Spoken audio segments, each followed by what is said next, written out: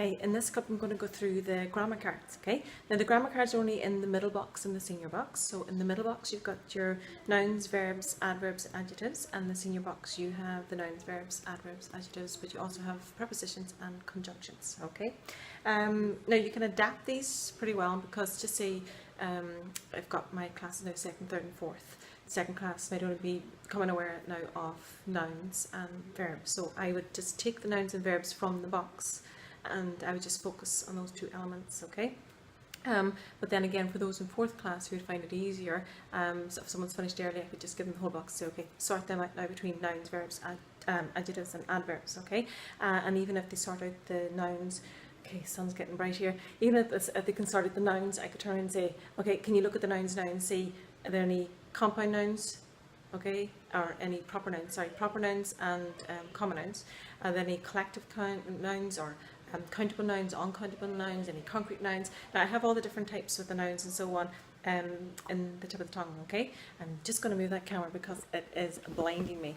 Okay, so the other parts of it then is that you can have games then with the parts of speech cards. So for example, I can take the whole class. Now when they have a good grasp of what a noun, a verb, an adjective and an adverb is, again using that flip chart over in the corner to help you have noun, verb, adverb and adverb with a little helpful examples. So it can be a guide there for the children, okay? I could just give everyone a card. They don't share it. The card with their asses face down, they have a little look at them themselves, and they have to decide, okay, what do they have? A noun, a verb, an adverb, or an adjective? And I'd say, okay, if you think you know what you have, now use the flip chart to help you. If you've got a noun, go to this corner, adverbs go to this corner, adjectives this corner, and adverbs that corner. So everyone looks at their card and they try and suss where they're going to go. Now we always try to wonder, how can we assess our language? This is one way that you can, because you can easily see at a glance, okay, are the corners all right? Is there someone in the wrong place? Maybe even if the peers at that group, okay, help the person decide where they should go. Again, that flip chart there guiding them. So try and let them do the work themselves, so they get that feeling of achievement, okay, that they've been able to do this themselves. And then when everyone's finally happy where they are, then you can go and have a little check, okay?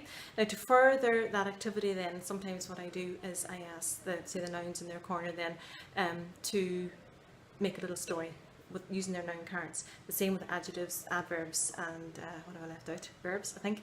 Now it can be harder for the adverbs to create a story, so you might be at their team helping them, while the others might be able to give a little story. Tell them to put themselves in order in a line. They hold up their card facing outwards, and then they present it to the rest of the class their little story. Everyone's saying their own little piece. You might just have 7 maybe in a group or so on. Each one saying their own little piece, creating that story, but using the noun that they have.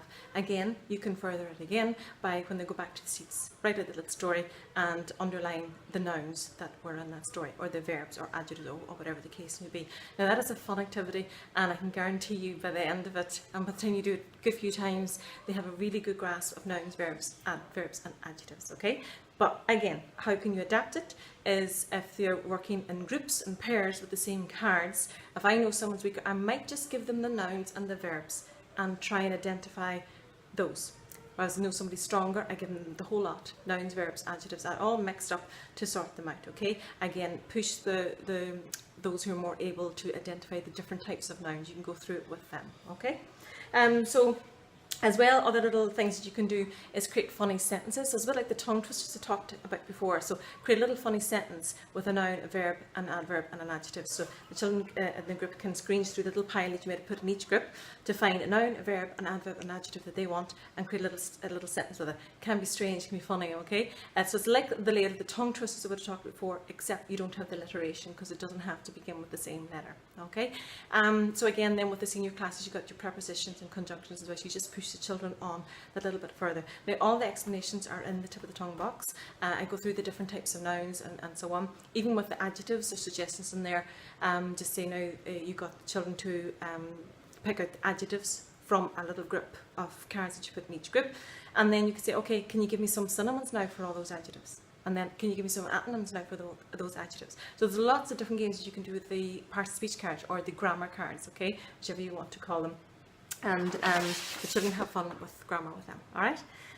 Now just how it can link in with the Our Language curriculum, the new language curriculum. Just remember, this is just from junior to second class presently, but I would put it into the element of understanding, the learning outcome, number 5 and 6, acquisition and use of vocabulary, and also into still understanding, but the learning outcome of sentence structure and grammar. You can also put it in there to exploring and using with the element of exploring and using with the learning outcome of number 12, playful and creative use of language. Okay, so hopefully that'll get you started now having fun with grammar in your classroom. Okay.